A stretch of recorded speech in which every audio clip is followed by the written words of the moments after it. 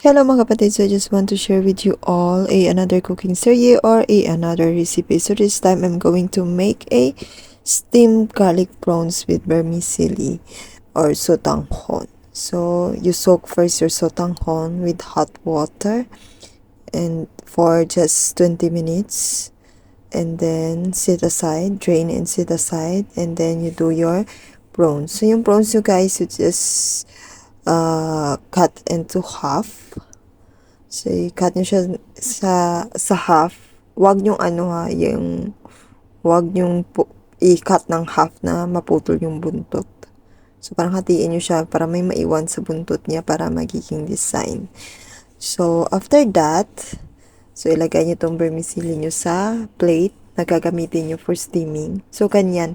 Dapat hindi siya putol. So, hiniwa ko siya ng kahati pero hindi mo puputol.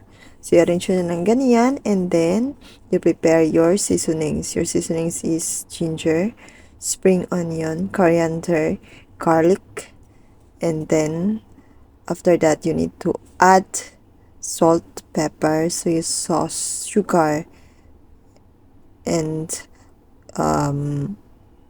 sesame oil. So, yun lang. And then you just mix it and until it will combined, and then after that i-toppings to your prawns na. So after nyo i-toppings yung prawns, hindi ko to na videohan ng buo kung nakakapagod din kaya mag-video.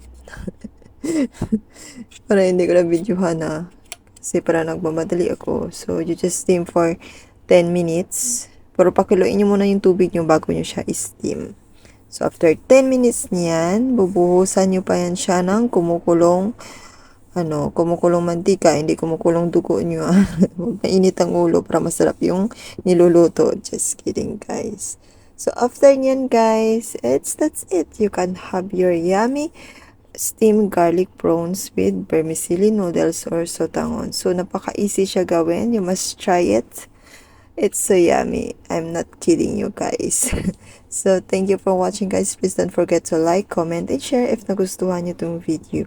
God bless you and take care always. Please respect each other and be kind always.